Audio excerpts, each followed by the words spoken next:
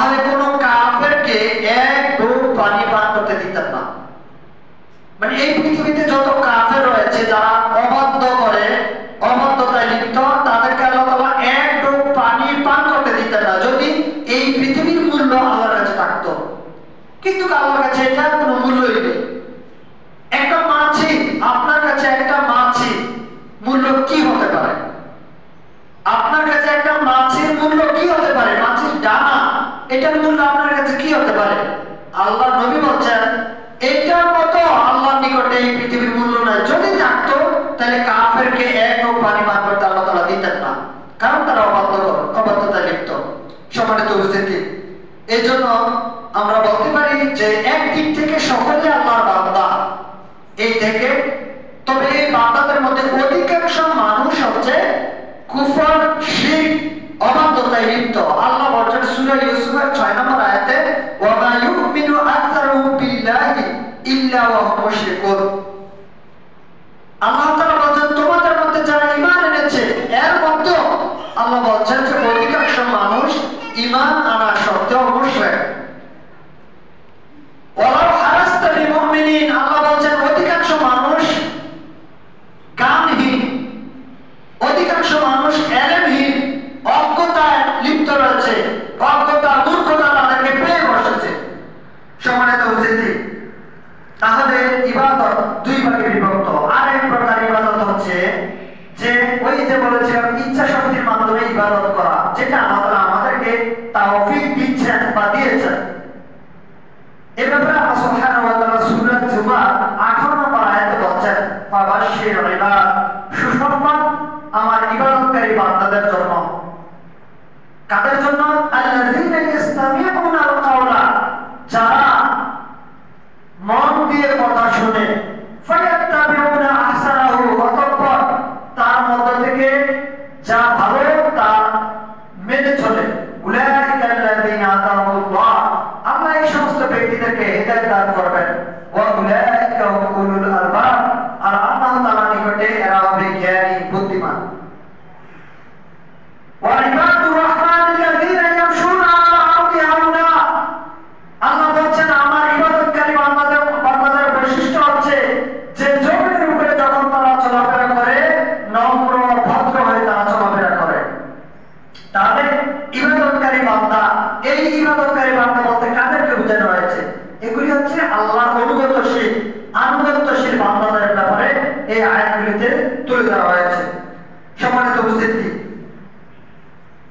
ইযা মারিদাল আবদু আও সাফারা কুতিবা লাহু মিথলু মা কানা ইয়ামালু মুকিমা, রাসূল সাল্লাল্লাহু আলাইহি ওয়াসাল্লাম বলেছেন এই ইবাদতকারী বান্দাদের ব্যাপারে।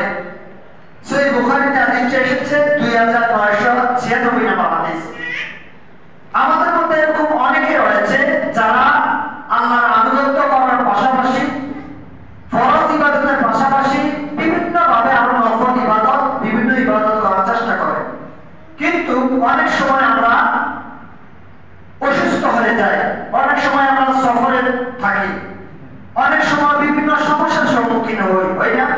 বিভিন্ন সময় আমরা বিভিন্ন জায়গায় যেতে হয়, যেতে বাধ্য হই, অসুস্থ হয়ে যায়, বিভিন্ন কারণবশত আমরা ইবাদত করতে পারি না, ইবাদতের ঘাটতি দেখা যায়। এরকম আমাদের মধ্যে অনেকের হয়। তো রাসূলুল্লাহ সাল্লাল্লাহু আলাইহি ওয়াসাল্লাম বলেন, ইযা মারিদাল আবদু আও সাফারা কুতিবা লাহু মিথলু মা কানা ইয়ামালু মুকিমা, যখন কোনো বান্দা রোগাক্রান্ত হয় অথবা সে সফরে থাকে, যদি সে সফরে থাকে অথবা রোগাক্রান্ত হয়, আল্লাহ তাআলা তার আমলনামার মধ্যে ওই ব্যক্তির যে আমলনামা রয়েছে, যে কিতাব রয়েছে, সেই কিতাবের মধ্যে অনুরূপ লিপিবদ্ধ করেন যেরূপ লিপিবদ্ধ ইতিপূর্বে করা হয়েছিল। অর্থাৎ আপনি অসুস্থ থাকার পূর্বে অথবা সফরে যাওয়ার পূর্বে আপনি দৈনিক একটা আমল করতেন। ধরেন প্রত্যেকদিন রাতের বেলা আয়াতুল কুরসি পড়ার চেষ্টা করতেন, অথবা সূরা বাকারা তেলাওয়াত করতেন, অথবা সূরা বাকারার শেষ আয়াত তেলাওয়াত করতেন, অথবা আপনি প্রত্যেকদিন কিছু দোয়া দুরূদ রয়েছে যেগুলো আপনি নিয়মিত পড়ার চেষ্টা করতেন। এখন আপনি অসুস্থ হয়েছেন অথবা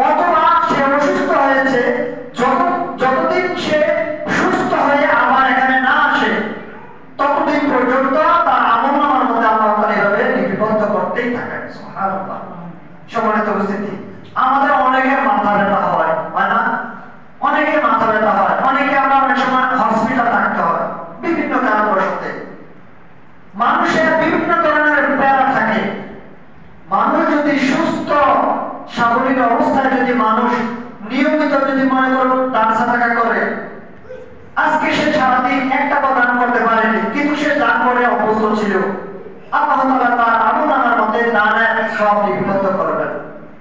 প্রত্যেকদিন এই টাইমে অথবা একটা নির্দিষ্ট টাইমে আপনি 10 মিনিট, আধা ঘন্টা, 1 ঘন্টা, 2 ঘন্টা আপনি কোরআন তেলাওয়াত করতেন অথবা দিন নিয়ে গবেষণা করতেন। প্রত্যেকদিন আপনি এই রাতের বেলায় আপনি শোয়ার পূর্বে বিভিন্ন যে জিকির আজকারগুলি আছে সেগুলি প্রত্যেকদিন পরে তারপরে আপনি ঘুমিয়ে যেতেন, কিন্তু আজকে আপনি সেটা করতে পারেননি। বিভিন্ন সমস্যার সম্মুখীন হয়ে গেছেন, মাথা ধরা, ওষুধ খেয়েছেন, খুব ঘুম, অথবা আপনার বয়স হয়ে গিয়েছে, এক সময় আপনি প্রতিদিন করতেন কিন্তু আপনি এখন মসজিদে এসেছেন অথবা ঘরে আছেন, আপনার খুব ঘুম, বৃদ্ধ হয়ে গিয়েছে মানে প্রচন্ড ঘুম, ঘুমের কারণে আগের মতো সে আর এখন ইবাদতে সময় দিতে পারে না। আগে যেভাবে সে 1 ঘন্টা 2 ঘন্টা তাহাজ্জুদের সালাতে গিয়ে, তারাবির সালাতে গিয়ে 1 ঘন্টা 2 ঘন্টা সে দাঁড়িয়ে থাকতো, 20 মিনিট 10 মিনিট সে যেভাবে সালাতে দাঁড়িয়ে থাকতো, এখন সেটা সে আর পারে না। এখন সে কোনো রকমে শুধুমাত্র ফরজ সালাতগুলি আদায় করছে আর ঘুমিয়ে যাচ্ছে, কারণ আগের সেই বয়সটা এখন আর তার মধ্যে নেই। আগের যেভাবে ইবাদত করার মন মানসিকতা ছিল, এখন সেটা থাকা সত্ত্বেও সে সেটা এখন আর সম্ভব হচ্ছে না।